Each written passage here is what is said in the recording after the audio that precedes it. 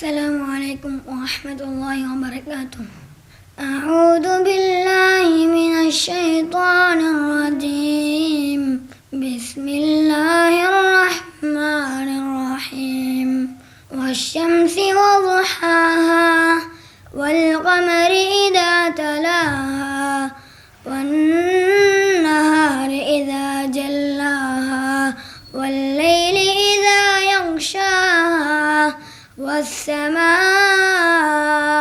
وما بناها والأرض وما تحاها ونفس وما سواها فألهمها فجورها وتقواها قد أفلح من زكاها وقد خاب من دساها كذبت ثمود بطغواها إذ انبعث أشقاها فقال لهم رسول الله ناقة الله وسقياها فكذبوه فعقروها فدمدم عليهم ربهم بذنبهم فسواها ولا يخاف عقباها. السلام عليكم ورحمة الله وبركاته. إن الحمد لله نحمده ونستعينه ونستغفره ونعوذ بالله من شرور أنفسنا ومن سيئات أعمالنا من يهده الله فلا مضل له ومن يضلله فلا هادي له وأشهد أن لا إله إلا الله وأشهد أن محمدا عبده ورسوله أما بعد. கண்ணியத்திற்கும் பெருமதிப்பிற்கும் உரிய எல்லாம் வல்ல அல்லாஹுவின் நல்லடியார்களே, அல்லாஹுடைய பேரருளால் இந்த ஆண்டினுடைய ரமலான் மாதத்தின் சஹர் நேர சிறப்பு நிகழ்ச்சியில் திருமறை குர்ஆனினுடைய சில வசனங்களுக்கான விரிவுரையை விளக்க உரையை நாம் அறிந்து கொள்வதற்காகத்தான் இந்த நிகழ்ச்சியை நாம் ஏற்பாடு செய்திருக்கிறோம். அந்த அடிப்படையில் உங்களுக்கு மத்தியில் இன்றைய தினத்தில் சூரா ஷம்ஸ் என்கிற 91வது அத்தியாயத்தின் 7, 8, 9, 10 ஆகிய 4 வசனங்களின் விரிவுரை விளக்கத்தை தான் நாம் அறிந்து கொள்ள இருக்கிறோம். ஆரம்பமாக அந்த வசனங்கள் அதனுடைய தர்ஜுமா என்ன என்பதை நாம் சுருக்கமாக அறிந்து கொள்வோம். அல்லாஹ் சொல்லுகிறான், இந்த அத்தியாயம் சூரியன் என்ற வார்த்தையை கொண்டு ஆரம்பம் ஆகுவதனால்தான் இந்த அத்தியாயத்திற்கு ஷம்ஸ் என்கிற பெயரை சொல்லப்படுவதை நாம் பார்க்க முடிகிறது. அதில் 7வது வசனம் முதல் ஒனஃப்ஸின் வமா சவ்வாஹா ஃபஅல்ஹமஹா ஃபுஜூரஹா வதக்வாஹா கத் அஃப்லஹ மன் ஜக்காஹா வகத் ஹாப மன் தஸ்ஸாஹா.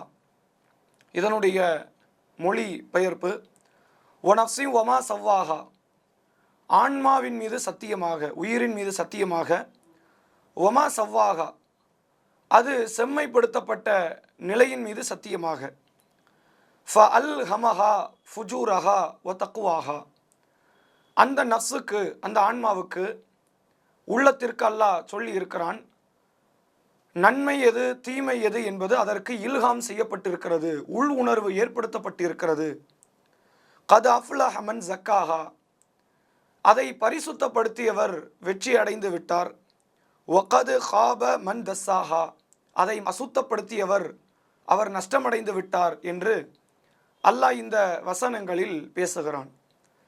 இந்த வசனத்தினுடைய விரிவுரையை பொறுத்தவரை இதற்கு ஏராளமான தஃப்சீர் விளக்கங்கள் ஒவ்வொரு கால பொழுதுகளிலும் அதனுடைய அந்த காலத்தில் வாழ்ந்த மார்க்க அறிஞர்களால், முக்கியமாக பேசப்படுகிற கல்வி அறிஞர்களால் எவ்வளவோ பல விளக்கங்கள் இதற்கு சொல்லப்பட்டு இருந்தாலும் குர்ஆன் ஹதீஸின் அடிப்படையிலான இதன் ஒவ்வொரு பகுதியையும் நாம் அறிந்து கொள்ள கடமைப்பட்டு இருக்கிறோம். அந்த அடிப்படையில் இதில் ஆரம்பமாகவே அல்லாஹ் சத்தியத்தை குறித்தே பேசிக்கொண்டு வருகிறான். வஷம்சி வதுஹாஹா என்ற வார்த்தையில் ஆரம்பித்து சூரியன் மீது சத்தியமாக, முற்பகல் மீது சத்தியமாக, சந்திரன் மீது சத்தியமாக என்று அல்லாஹ் தொடர்ச்சியாக பல சத்தியத்திற்குரிய வார்த்தைகளை பேசுகிறான். அதுதான் இந்த நாம படித்த வசனங்களிலும் இருக்கிறது. ஒனஃப்ஸி வமா சவ்வாஹா, உள்ளத்தின் மீதும் சத்தியமாக, அது செம்மையாக்கப்பட்ட அந்த நிலையின் மீதும் சத்தியமாக என்று அல்லாஹ் சொல்லுகிறான். இப்போ ஏன் இந்த சத்தியம் என்ற வார்த்தையை அல்லாஹ் மீண்டும் மீண்டும் பதிய வைக்கிறான்? சத்தியம்னா என்ன? அல்லாஹ்வின் மீது தான் நாம் சத்தியம் செய்ய வேண்டுமா என்கிற சத்தியம் தொடர்பான சில மார்க்க விளக்கங்களை நாம் அறிந்து கொள்ள கடமைப்பட்டு இருக்கிறோம். சத்தியம் என்பதை பொறுத்தவரை முன்பு நடந்த ஒரு காரியத்தை அது நடந்ததென்றோ அல்லது அதை நான் செய்தேன் செய்யவில்லை என்ற கடந்து முடிந்த நிகழ்வுகளுக்கு ஒருவர் சத்தியம் செய்வார். அதே போன்று நடக்க போகிற காரியத்திற்கும் ஒருவர் சத்தியம் செய்வார். இந்த சத்தியம் செய்வது தொடர்பாக நமக்கு இஸ்லாம் என்ன வலியுறுத்தி சொல்கிறது என்றால், ஒவ்வொரு இஸ்லாமிய மனிதரும் அவர்கள் சத்தியம் செய்ய வேண்டிய நிலை ஏற்படுமேயானால் அல்லாஹுவின் மீது மட்டும்தான் அவர் சத்தியம் செய்ய வேண்டும். அல்லாஹ் அல்லாத படைப்பினங்கள் மீது சத்தியம் செய்வதென்பது இஸ்லாத்தில் ஒரு மாபாதக செயலை செய்தவரை போன்று அவர் பார்க்கப்படுகிறார். அது குறித்த சில நபிமொழிகளை நாம் பார்ப்போம். சஹி புகாரியில் இடம்பெற்றிருக்கிறது. 3836வது நபிமொழியாக இருக்கிறது. இதை அறிவிக்கக்கூடியவர் இப்னு உமர் ரதியல்லான் அவர்கள். நபிகள் பெருமகனார் ஸல்லல்லாஹு அலைஹி வஸல்லம் அவர்கள் சொல்கிறார்கள், அலா மன்கான ஹாலிஃபன், கவனத்தில் கொள்ளுங்கள், உங்களில் யாரேனும் ஒருவர் சத்தியம் செய்தால் அவர் அல்லாஹ்வின் மீது அன்றி வேறு எதன் மீதும் அவர் சத்தியம் செய்ய வேண்டாம். அதே நேரத்தில் குறைஷி மக்கள், நபிகளார் காலத்தில் வாழ்ந்த குறைஷி மக்கள், அவர்கள் தங்களுடைய தந்தையர்கள் மீது சத்தியம் செய்வார்கள். எப்படி சொல்லுவார்கள்? ஒல் அபி, என் தந்தையின் மீது சத்தியமாக, இப்படி சொல்லுகிற வழக்கம் அன்றைய அரபுகள மக்கள் குறிப்பாக குறைஷியர்களிடம் இருந்தது. இதை நபி அவர்கள் சொல்லிவிட்டு ஃபகால, நபி அவர்கள் சொன்னார்கள், லா தஹலிஃபு பி ஆபாயிக்கும், நீங்கள் உங்களுடைய தந்தையர்கள் மீது சத்தியம் செய்யாதீர்கள் என்று நபிகளார் தடுத்த நிகழ்வை நம்மால் பார்க்க முடிகிறது. அதே போன்று இன்னொரு செய்தியை நீங்கள் பார்க்கலாம். சஹி புகாரினுடைய 2679வது நபிமொழி. நபிகள் பெருமகனார் சொன்னார்கள், மன்கான ஹாலிஃபன், உங்களில் ஒருவர் சத்தியம் செய்தால் ஃபல் யஹ்லிஃபு பில்லா, அவர் அல்லாஹ்வின் மீதே சத்தியம் செய்யட்டும், அவுல் யஸ்முத், அல்லது அவர் மௌனமாக இருக்கட்டும். சத்தியம் செய்ய வேண்டிய நிலை ஏற்படும் பட்சத்தில் அல்லாஹ்வின் மீது ஆணையாக என்று அவர் அல்லாஹ்வை தான் சத்தியம் செய்ய வேண்டுமே ஒழிய, அது அல்லாமல் வேறு யார் மேலேயோ சத்தியம் செய்கிற நிலைக்கு அவர் தள்ளப்படுவாரேயானால் அவர் வாய் மூடி மௌனமாக இருக்கட்டும், யார் மீதும் சத்தியம் செய்து விட வேண்டாம் அப்படிங்கிறத ரசூல்லா நமக்கு அழுத்தம் திருத்தமாக சொல்லித்தரக்கூடியதை பார்க்க முடிகிறது.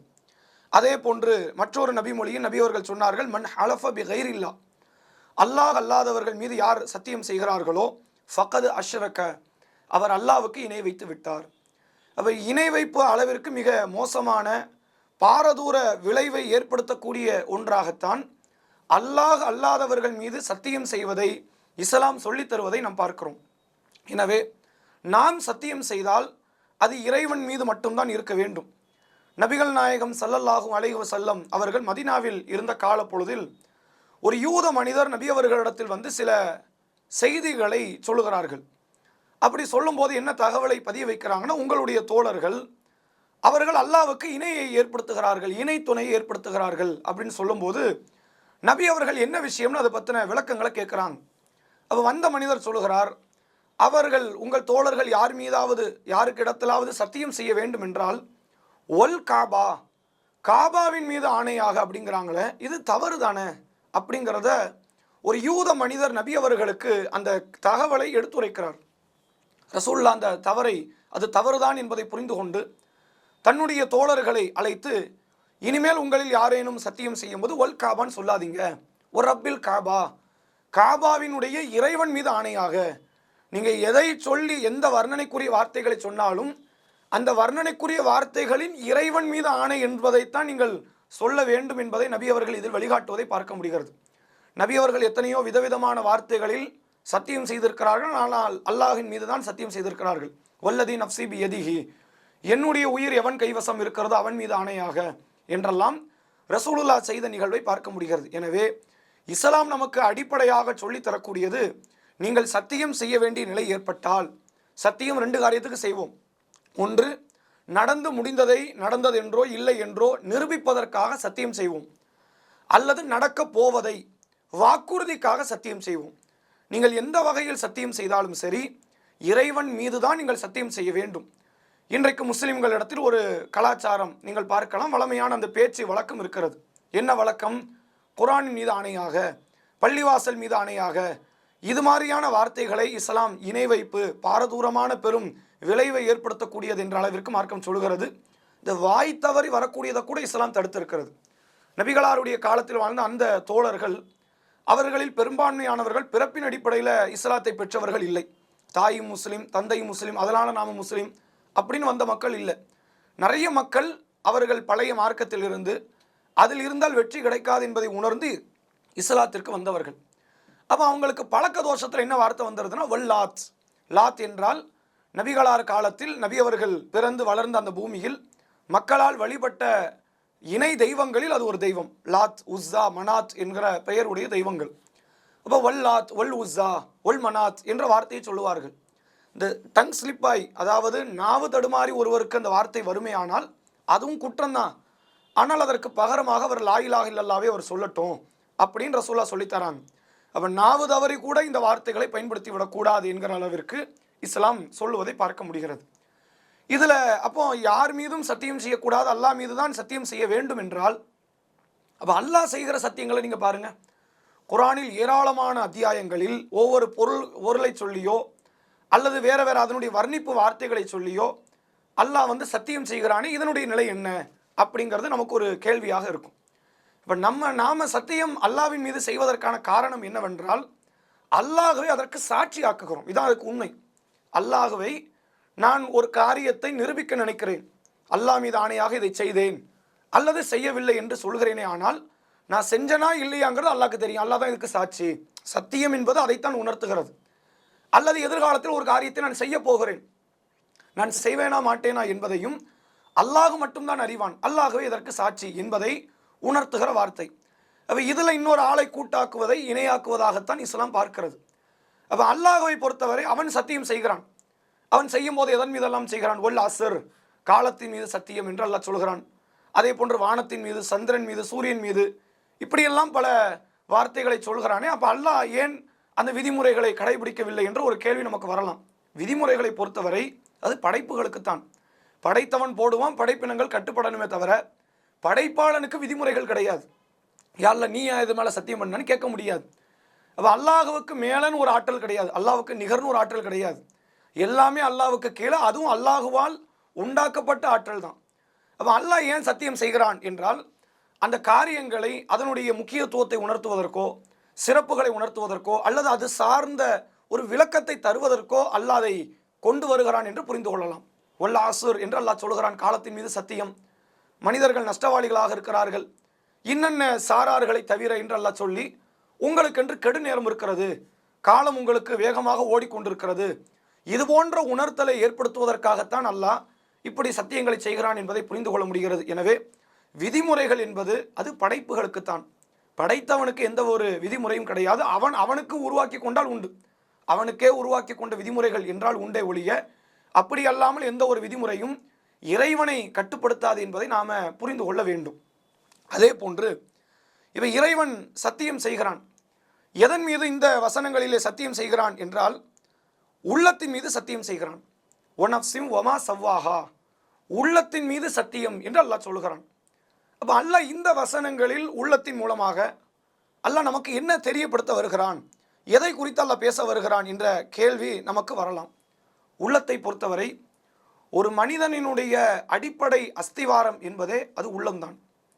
உள்ளத்தை வைத்துதான் அவனுடைய வாழ்க்கையின் எல்லா கட்ட காரியங்களும் நடைபெற்று கொண்டிருக்கிறது.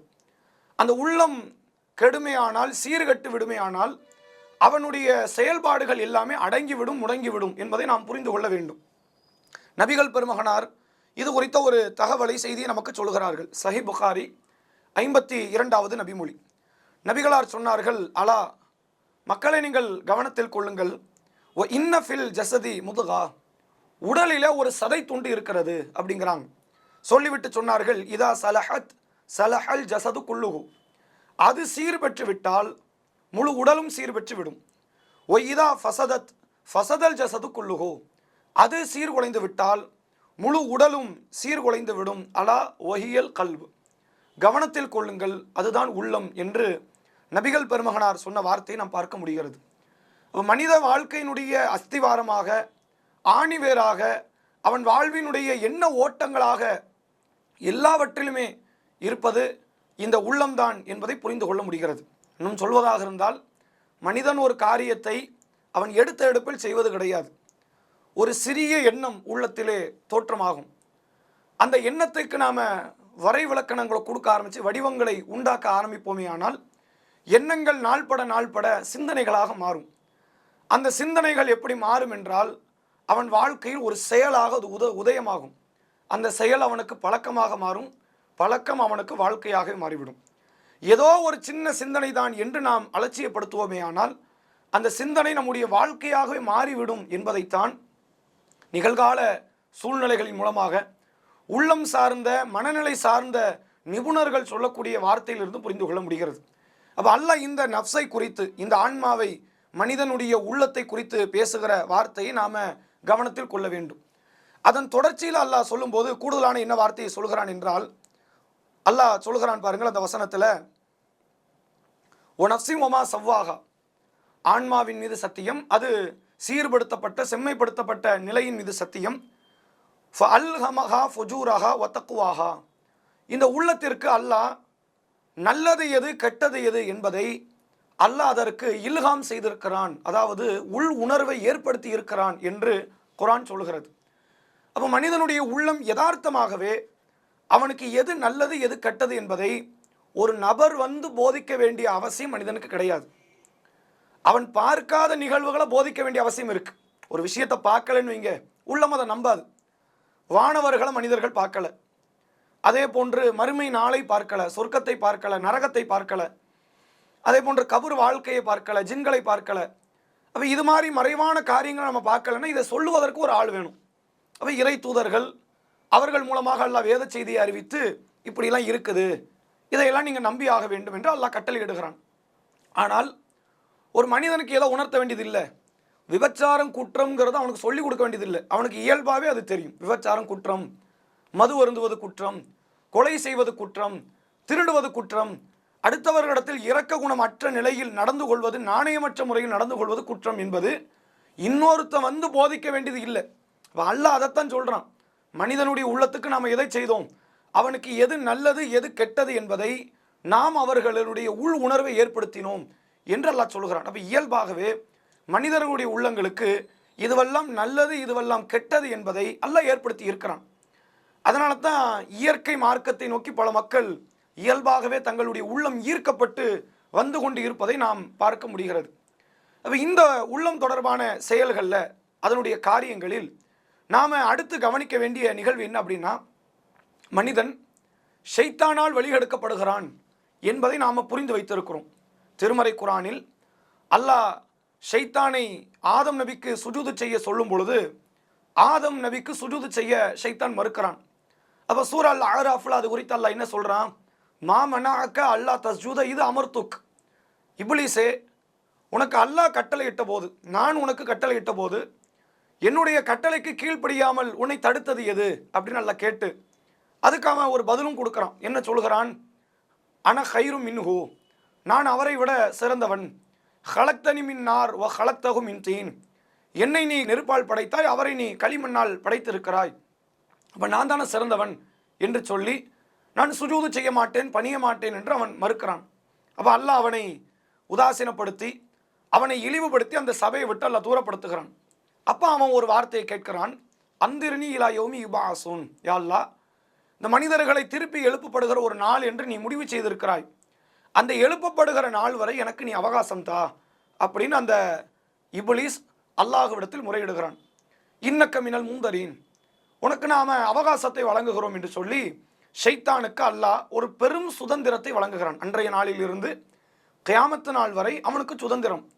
எந்த மனிதர்கள் விஷயத்தில் வேண்டுமானாலும் நீ சென்று அவர்களை வழிகெடுப்பதற்கு முயற்சி செய்யலாம். நபிமார்கள் நல்லோர்கள் யாராக இருந்தாலும் சரி, அவர்களை உன்னுடைய சதிவலையில் விழ வைப்பதற்கு நீ முயற்சிக்கலாம் அப்படின்னு சொல்லி அல்லாஹ் ஒரு சுதந்திரத்தை ஷைத்தானினுடைய வம்சாவளிக்கு, இப்லீஸினுடைய கூட்டத்தாருக்கு அல்லாஹ் ஏற்படுத்தி இருக்கிறான் என்று குர்ஆன் அதை சொல்கிறது. அப்போ மனிதனை வழிகெடுப்பதற்காக, தீமைகளை செய்ய வைப்பதற்காக ஷைத்தான் என்பவன் ஒருவன் களத்தில் நிற்கிறான். ஷைத்தான் நிற்பதை போன்று இயல்பாகவே மனிதனுடைய உள்ளமும் தீமையை நோக்கி தூண்டும். அதையும் நாம் அடிப்படையில் புரிந்து கொள்ளணும். ஷைத்தான் மட்டும்தான் விரோதி என்று நாம் நினைத்து விடக்கூடாது. ஷைத்தானும் விரோதி தான், அதுபோன்று உள்ளமும் ஒரு வகையில் நமக்கு விரோத தன்மையை செய்யும். இப்லீஸ் ஆதம் நபியை வழிகெடுப்பதற்கு சுவனத்தில் சில ரம்மியமான வர்ணனைமிக்க வார்த்தைகளை சொன்னான் என்றால், அப்போ அந்த இப்லீஸ் வழிகெடுவதற்கு என்ன காரணம்? இன்னொரு இப்லீஸ் வந்தானா? அப்போ அவனுடைய உள்ளம் தான் அதற்கு காரணம். அப்போ இந்த உள்ளம் ஒரு மனிதனை வழிகெடுக்கும் என்பதை நாம் புரிந்து கொள்ள வேண்டும். நபி அவர்கள் சொல்லுகிற ஒரு வார்த்தை ரமலானுடைய பொழுதுகளில் அதிகமாக மக்கள் மத்தியில் பிரபலியப்பட்ட ஒரு வார்த்தை தான். இதா ஜா ரமதான் ஃபுதிஹத் அபுவாபு ஸமா. ரமலான் மாதம் வந்துவிட்டால், அதாவது வானத்தினுடைய வாசல்கள் திறக்கப்படுகிறது, அதே போன்று சொர்க்கத்தின் வாசல்கள் திறக்கப்படுகிறது. ஒஹுல்லிகத் அபுவாபுன் நார், நரகத்தினுடைய வாசல்கள் மூடப்படுகிறது. வசூல் சிலத்தி ஷயாத்தீன், ஷைத்தான்கள் விலங்கிடப்படுகிறார்கள். அப்போ இந்த மாதத்தில் ஷைத்தான்கள் விலங்கிடப்படுகிறார்கள் என்றால் இதுக்கு வேற ஒரு விளக்கமும் கொடுக்கப்படுது. ஷைத்தான் விலங்கிடப்படுகிறார்கள் என்றால் நீங்கள் விலங்கிடுங்கள், ஷைத்தான் நீங்கள் கட்டுப்படுத்துங்க அப்படிங்கிற அர்த்தமும் ஒரு சில நபர்களால் சொல்லப்படுவதை பார்க்க முடிகிறது. அப்போ ஷைத்தான் உண்மையில் விலங்கிடப்படுகிறான் என்றால் இந்த ரமலானில் முஸ்லீம்கள் தவறு செய்வதில்லையா, பாவங்களில் ஈடுபடுவதில்லையா? இப்போ ஷைத்தானால் மட்டும்தான் நாம் வழிகெடுகிறோம் என்று இல்லை, நம்முடைய உள்ளத்தாலும் நாம் வழிகெடுகிறோம். அதைத்தான் நபி அவர்கள் அந்த செய்தியிலே சஹி புகாரியில் இடம்பெற்றிருக்கக்கூடிய அந்த நபிமொழியில் நபி அவர்கள் சொல்லக்கூடிய வார்த்தை நாம் பார்க்கிறோம். இது சீர்பெற்று விட்டால் உடல் சீர்பெற்று விடும், இது சீர்குலைந்து விட்டால் உடல் சீர்குலைந்து விடும் என்பதை பார்க்க முடிகிறது. எனவே உள்ளம்தான் நாம் அதிகம் பாதுகாக்க வேண்டிய, பேண வேண்டிய, முஸ்லிம்கள் கட்டி காப்பாற்ற வேண்டிய மிகப்பெரிய ஒரு சொத்தாக இந்த உள்ளம் என்பது தான் இருக்கிறது. மறுமை நாளில் அல்லாஹ்விடத்தில் பரிசுத்தமான உள்ளத்தோடு செல்வதை தவிர வேற எந்த விதமான ஒரு காரியத்தையும் அல்லாஹ் நமக்கு கடமையாக்கவில்லை என்ற விதத்திலெல்லாம் குர்ஆனுடைய ஆயத்துகள், மார்க்கத்தினுடைய செய்திகள் சொல்வதை நாம் பார்க்கிறோம். எனவே உள்ளம் என்பது அது உண்மையில் கட்டுப்படுத்துவதற்கு ஒரு சிரமமான ஒரு பகுதி தான். அதை கட்டுப்படுத்த தெரிந்து விடுமையானால் நாம் இந்த மார்க்கத்தின் அடிப்படையில் சீராக நடந்து விடலாம். ஒருவேளை கட்டுப்படுத்த நாம் தவறி விடுவோமேயானால் அது நம்மை மறுமை நாளில் நரக படுகொலியிலே கொண்டு போய் சேர்த்து விடும் என்பதையும் நாம் இந்த நேரத்தில் புரிந்து கொள்ள வேண்டும்.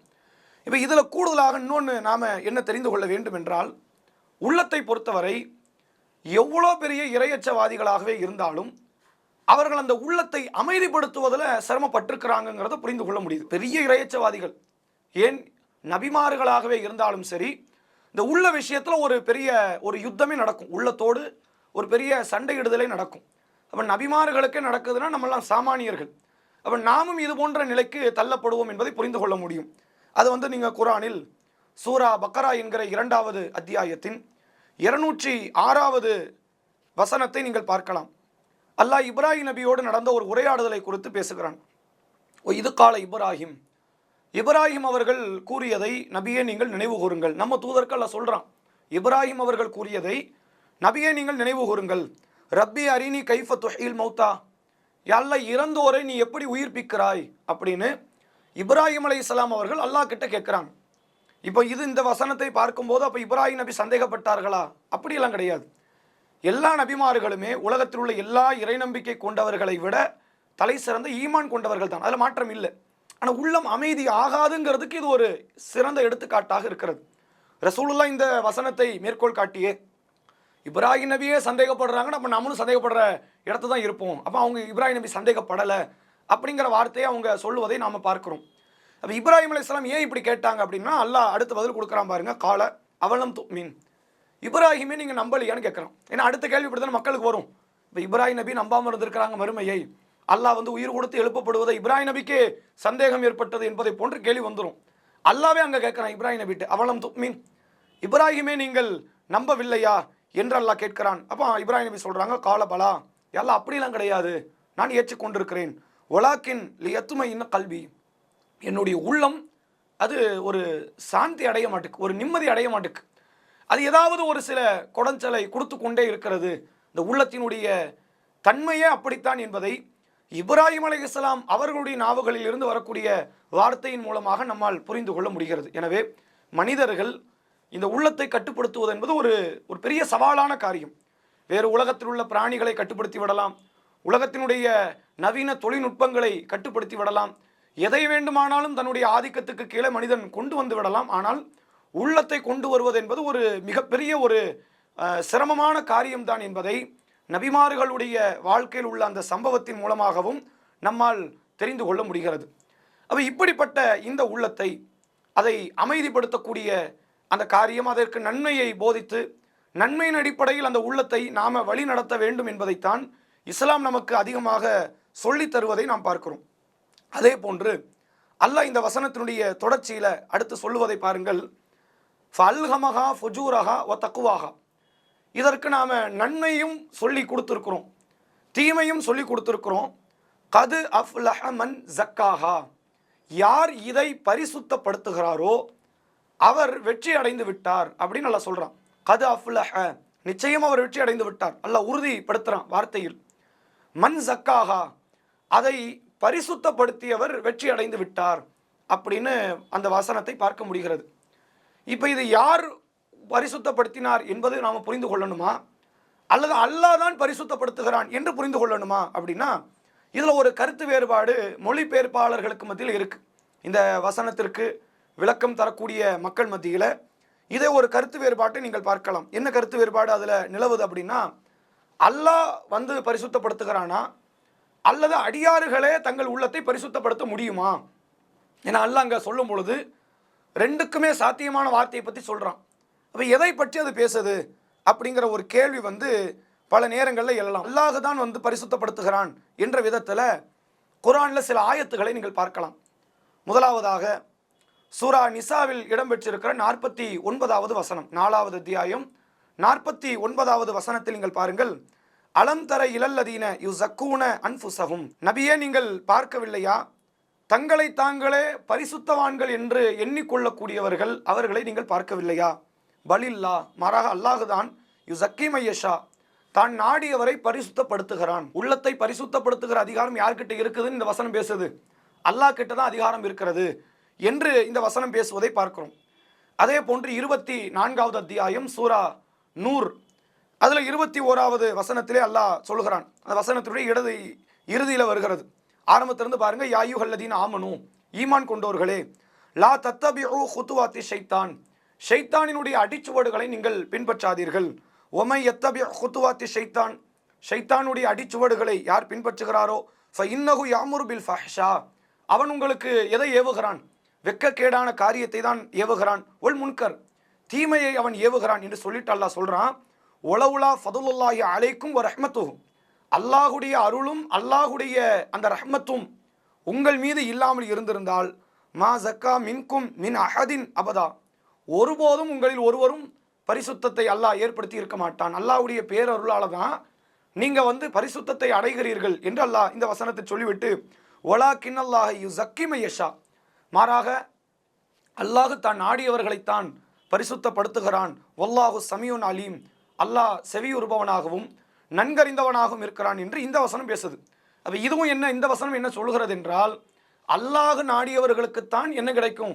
உள்ள பரிசுத்தம் என்பது கிடைக்கும் என்று சொல்கிறது. அதே போன்று இன்னொரு இடத்துல நீங்கள் பார்க்கலாம். நபிகள் பெருமகனார் ஒரு துவா ஒன்றை சொல்லி இருக்கிறாங்க. சஹி முஸ்லிமினுடைய 5266வது நபிமொழியாக பதிவு செய்யப்படுகிறது. நபி அவர்கள் அந்த துவா ஒரு மிக நீண்ட ஒரு துவா. அல்லாஹும்ம இன்னி அஊது பிக்க மினல் அஜிஸ் ஒல் கசல் ஒல் ஜுபன் ஒல் புகுல் ஒல் ஹரம் ஒ அதாபில் கபர். இறைவா, கஞ்சத்தனம், கோழைத்தனம், சோம்பல், இயலாமை, அதே போன்று கபருடைய வேதனை, இதையெல்லாம் விட்டு எங்களை நீ பாதுகாத்து விடும், ஒன்றை நான் பாதுகாப்பு தேடுகிறேன் என்று சொல்லிவிட்டு ரசூலா சொல்கிறாங்க. அல்லாஹும்ம ஆத்தி நஃப்சி தக்வாஹா, அல்லாஹ் என் உள்ளத்துக்கு நீ இறையச்சத்தை வழங்கு அப்படின்னு சொல்லிட்டு ரசூலா அடுத்து கேட்குறாங்க. ஓ ஜக்கீஹா, அதை நீ பரிசுத்தப்படுத்து. அப்போ உள்ளத்தை பரிசுத்தப்படுத்துவது அல்லாதான் என்பது இந்த நபிமொழி மூலமாக நம்மால் புரிந்து கொள்ள முடிகிறது. அந்த ஹைரு மன் ஜக்காஹா, அதை பரிசுத்தப்படுத்துபவரில் நீதான் சிறந்தவன். பிறகு தொடர்ச்சி அந்த துவா அதுக்கடுத்த நிலைகளை பற்றி பேசுகிறது. எனவே இந்த துவாவும் சொல்லுகிறது, மேலே நாம் குறிப்பிட்ட சில வசனங்களும் நமக்கு சொல்லுகிறது. அதே போன்று மூசா அலைஹிஸ்ஸலாம் அவர்களை அல்லாஹ் அனுப்புகிறான். அனுப்பும்போது மூசா நபி போய் ஃபிரௌன் கிட்ட கேட்ட வார்த்தையை, உன்னை நீ பரிசுத்தப்படுத்திக் கொள்ள உனக்கு விருப்பமா அப்படிங்கிற மாதிரியான வார்த்தைகளை எல்லாம் சொல்லி கேட்குற நிகழ்வை நம்ம பார்க்குறோம். அப்போ உண்மையில் இது யாருடைய பரிசுத்தத்தை குறித்து பேசுகிறது? அல்லாஹ் தான் பரிசுத்தப்படுத்துகிறானா அல்லது மனிதர்கள் தங்களாகவே பரிசுத்தப்படுத்தி கொள்கிறார்களா அப்படிங்கிறத, இதனுடைய தொடர்ச்சியை இன்ஷா அல்லாஹ் வரக்கூடிய நாட்களில் நாம் அறிந்து கொள்வோம். வாஹிர் தஅவானா அல்ஹம்துலில்லாஹி ரப்பில் ஆலமீன். அஸ்ஸலாமு அலைக்கும் வரஹ்மத்துல்லாஹி வபரகாத்துஹு. அல்லாஹு அக்பர், அல்லாஹு அக்பர்.